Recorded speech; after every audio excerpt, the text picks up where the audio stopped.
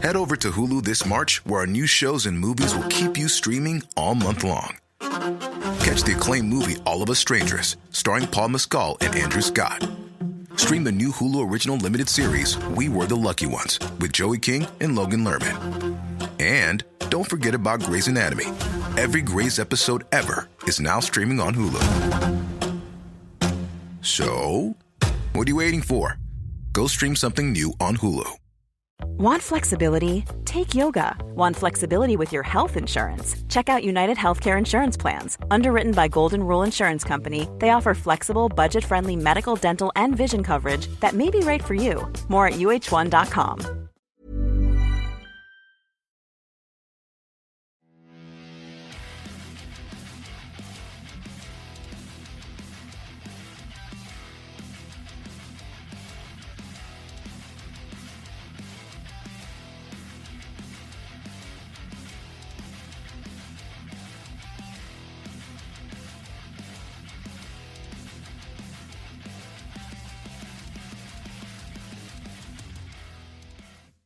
Ho, ho, ho, guys. Welcome to day 4 of the 7 days of Heavy Metal Mass with me, Tony Evans. And a look back at 2023 and some of the things that I've enjoyed, some of the surprises, some of my, as we already mentioned before, favourite song, favourite album, favourite gig. Difficult one because there's so much that goes on in my life musically. Now, what this one is, I think this will be, yes, that's what it's going to be, most surprising musical experience of 2023. Now, this isn't always going to be about heavy metal, you know me. It could be any of the weird and wacky genres I enjoyed listening to and just enjoy in general. But for me, I think one of the highlights for me this year just gone was interviewing. I had several interviews this year, but I will talk about my honourable mentions in a minute. But my favourite interview this year so far definitely has to be Richard Jobson from The Skids. Now, it's not been released yet. It's still on the sort of to be edited and sent out by Metal Ruse, the place to get all of your music information in Australia and around the world. Your heavy metal music information, it's the place to be. Australian founded and a fantastic website. Now, Richard Jobson, why would you say Richard Jobson of all the other people you've interviewed? Because the reason Richard Jobson was such a big thing for me was that I've been a fan of the Skids since I was about 14, and so even younger possibly. So, sorry, I scratched my ear.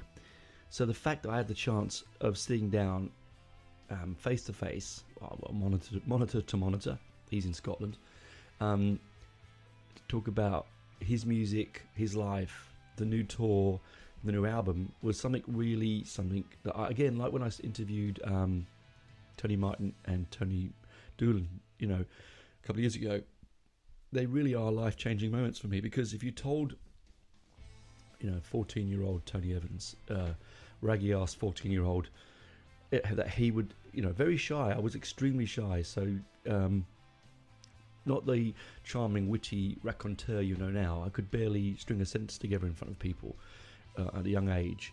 And if you told me then that I would be interviewing someone like Richard Jobson, I would have laughed at you, because music when I was a kid was the thing that it was the only thing I could communicate with. It was the only thing I could communicate to, and I could understand. And that's why it is such an important part of my life. And it has saved me, like my lovely wife and my children, and moving to Australia. It has saved me and my good friends. It has kept me sane, and it's a major part of me.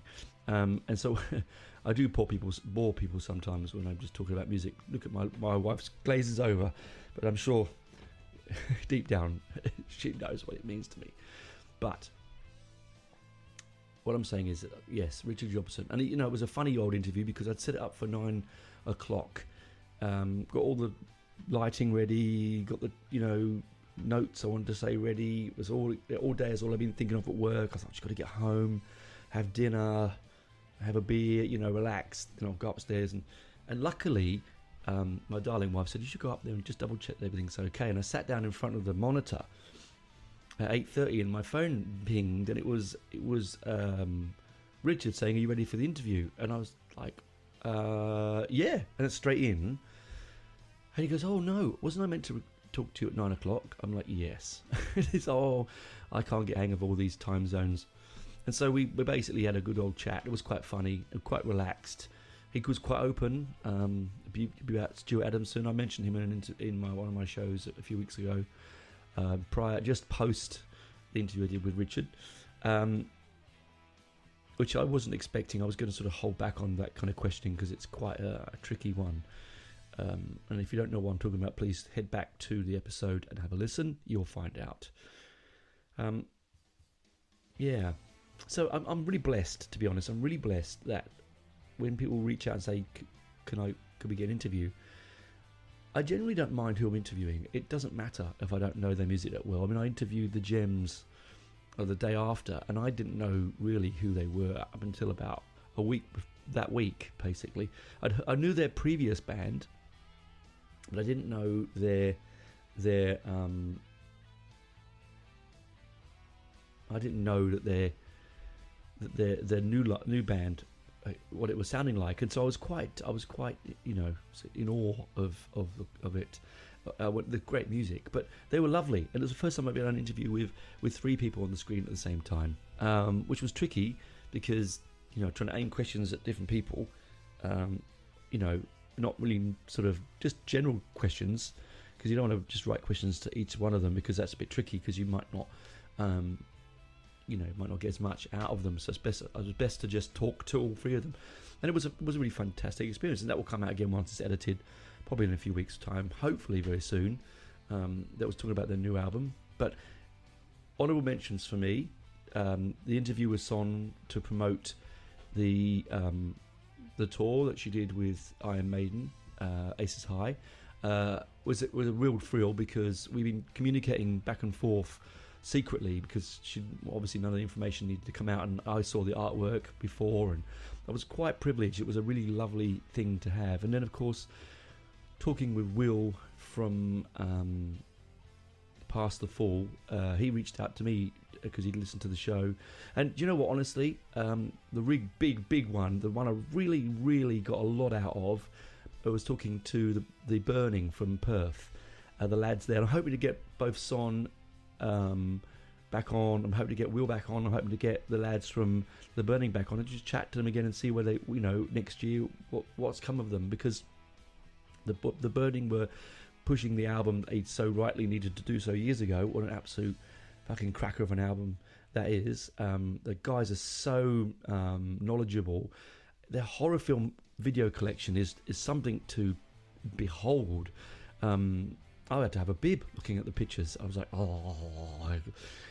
and some of the stuff they have, and of course not just that, but the way they translate it into their music is so fantastic. Again, head back to the episodes earlier in the year and you'll find the interview, and you'll find one of their tracks. Same with the interview with Will from Past the Fall, from the UK. They've played Hellfest and all sorts of things, and again, you'll hear on the end of the show a track of theirs. Please go back, listen to it, and then also go listen to the albums, because both of them are brilliant. I've been really lucky, very, very lucky.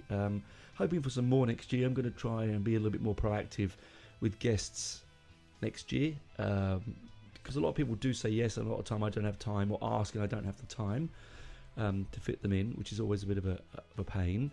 But life goes on. I'm going to try and do some next year as well. On the cards is to do some on-the-spot interviewing at gigs with musicians.